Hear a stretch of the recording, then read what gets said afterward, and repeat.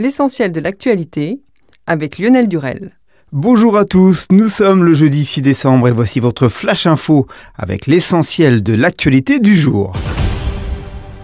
Le ministre chargé des relations avec le Parlement, Marc Fesneau, a affirmé ce jour qu'Emmanuel Macron parlera quand ce sera utile pour que la sérénité revienne, alors que plusieurs voix dans l'opposition lui demandent de prendre la parole face à la crise des Gilets jaunes, tout en ajoutant « c'est la responsabilité du président de la République de décider à quel moment et avec quelle justesse il faut s'adresser aux Français ». De son côté, le président des Républicains, Laurent Wauquiez, a salué le geste d'apaisement via le recul du gouvernement d'Emmanuel Macron, mais il lui demande de s'exprimer face aux Français. Pour que ce message soit entendu, il faut également qu'il soit exprimé au plus haut niveau de l'État, assure Wauquiez. Une taxe pour les GAFA dès 2019. La France introduira dès 2019, selon le ministre des Finances, Bruno Le Maire, une taxe nationale sur les géants du numérique. Si les discussions en cours pour mieux les imposer au niveau européen n'aboutissent pas, parmi les GAFA se trouvent des sociétés du web comme Facebook, Google, Amazon, Apple, Netflix ou encore Yahoo.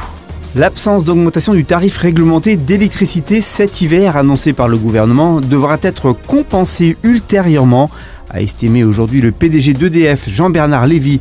Une phrase malvenue, alors que la contestation sur les tarifs d'EDF fait partie des revendications des Gilets jaunes. À un autre moment, il faudra que les comptes soient faits et que le coût de l'électricité soit traduit dans les factures, a affirmé le patron d'EDF. À 7 ans, le petit Ryan est devenu le youtubeur le mieux payé au monde puisqu'il dégagerait un revenu annuel de 22 millions de dollars.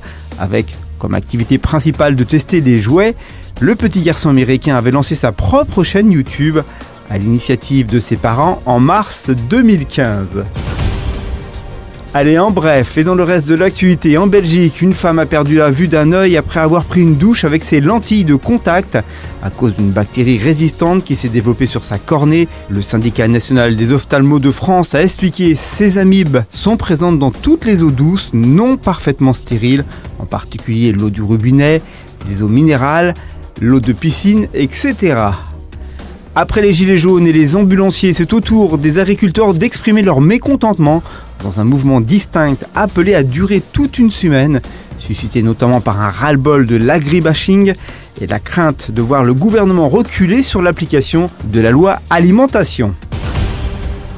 En sport, le champion du monde espagnol de MotoGP, Marc Marquez, s'est fait opérer avec succès de l'épaule gauche en ce début de semaine, mais le chirurgien qui l'a opéré a halluciné devant l'état de son épaule. Je ne comprends pas comment il a pu gagner le mondial avec une épaule dans cet état.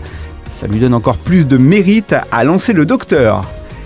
L'ancien patron de la Scuderia Ferrari, Jean Todt, avec lequel l'Allemand Michael Schumacher a tout gagné ou presque, est l'un des rares à avoir encore un accès direct à Schumi. Je suis toujours prudent quand je dis quelque chose, mais il est vrai que j'ai vu le Grand Prix du Brésil 2018 en Suisse avec Michael, a avoué le patron de la Fédération internationale pour Autobild Motorsport. L'actualité du divertissement avec l'actrice Catherine Deneuve qui n'a pas apprécié l'émission de Laurent Delahousse qui lui était consacrée dans Un jour un destin. Elle lui a fait savoir « C'était un enterrement de première classe, vous auriez pu attendre quelques années encore.